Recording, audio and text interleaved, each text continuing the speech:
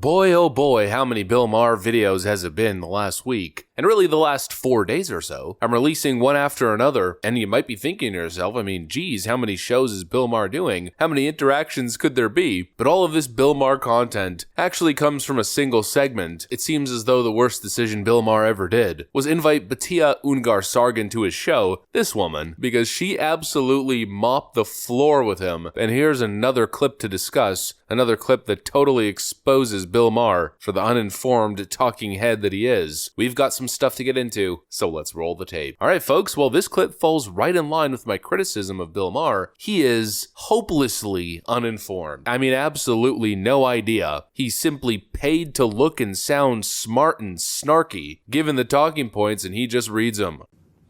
CPAC, do you know what that is? That is the conservative, what is it? Unfortunately. What is PAC? Political Action Committee. Political Action Committee, okay. Yeah. It's their big convention every year. It's like corporations have a big convention. They have their big convention. I made jokes about it every year. I can't remember the last time we did it. It goes way back. I remember once calling it the Woodstock for the mentally impaired. And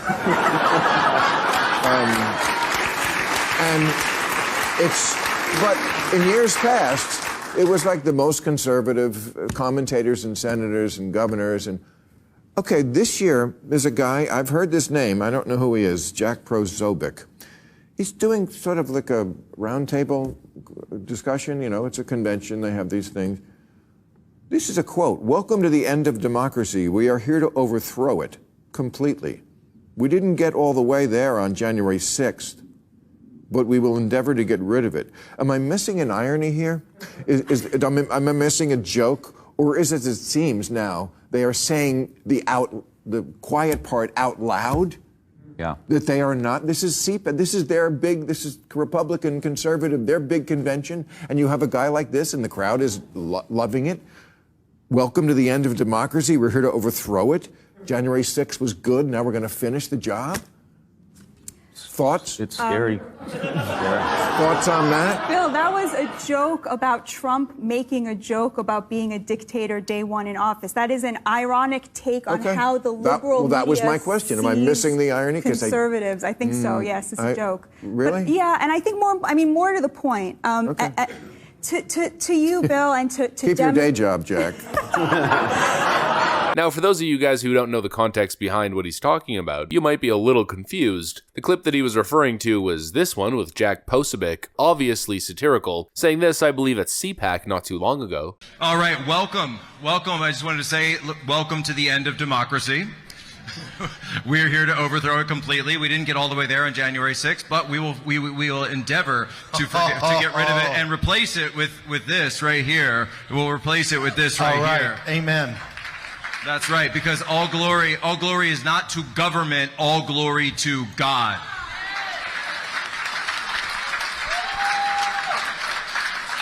Clearly, Jack was poking fun at all the ridiculous left-wing rhetoric, the ridiculous suggestion that Republicans are a threat to democracy. Somebody paying attention to the online discourse would be able to discern this as satire almost instantaneously, but as per usual, Bill Maher doesn't even get there because Bill Maher doesn't do research. Bill Maher doesn't participate in the online conversation or debate. Bill Maher smokes weed and walks his dog in the Los Angeles hills, then shows up to read the talking points, rinse and repeat, rinse and repeat.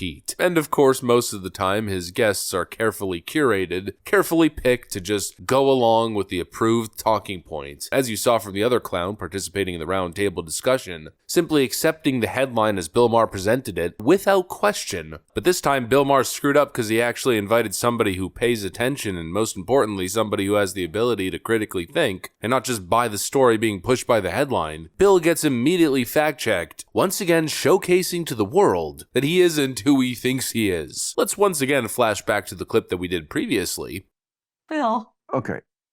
Don't give me Bill like in this do I need to area. Google? I'm the one who doesn't know. Okay. Maybe you don't. I'm not saying you don't know. No, I'm not claiming to know anything about. He loves to pretend to be an authority on all issues politics, but he isn't tuned in enough to see past basic mainstream media propaganda. In fact, he's the puppet spreading it. Real time with Bill Maher, give me a break. There's nothing real about it when you're actively pushing the mainstream media's fake news talking point of the day. They're now saying the quiet part out loud. Pro-Trump Republicans want to end democracy as we know it. If I were the Biden campaign, I would pay to have every American see the CPAC convention, because the thing that has been thwarting Republicans in the midterms and since has been this impression of the Republican Party as an extreme party. Yesterday, you had someone stand up at the CPAC convention as speaker and basically talk about we almost toppled democracy on January 6th. We're going to do it now with this, and he held up a cross, basically advocating for theocracy. This is not the image that the Republican Party wants. Yeah, former advisor David Axelrod with that message to the Biden campaign after a far-right activist told attendees at CPAC his goal is to overthrow democracy and finish the mission of January 6th, which was met with glee. So, Reverend Al, if we've learned anything from the Trump era, is to believe our ears and eyes. That CPAC, you can say what you want, but at the same time, these are the very people who are pushing Trumpism into the future. It's pretty much the same thing. Mika Brzezinski on MSNBC. Let's just do the Pam Beasley from The Office meme template. Corporate needs you to find the differences between this picture and this picture. They're the same picture. Bill Maher, a real truth seeker. Bill Maher, the guy who knows things. Except he didn't know about the 2 pipe bombs placed on January 6th. Or rather, I think they were placed maybe on January 5th, but anyways. And did you have any questions about why the FBI hasn't been able to find, since we started with media hoaxes, do you think it's strange that they haven't been able to find who dropped off the pipe bombs the night before? Because I think that's the strangest piece. What pipe bombs? Oh, this is some red herring bullshit. No, it's not. No, not red herring. This is in the news. You can watch the CNN, MSNBC. Remember the night before on January 5th. I will have to look into that the way you'll have to look into the moon thing. Okay. Because I think that's a very big piece for a lot of people of just understanding what actually happened on that day. As I said before, I don't trust the media on anything because they never give you the full story. Bill Maher, the guy who doesn't even know what MK Ultra is. No wonder I don't remember this. No shit, you blocked it out, MK Ultra. Who's that? That's the mind control program you're under, Bill. MK Ultra? Yeah.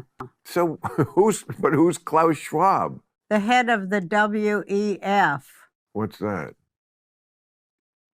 Google it.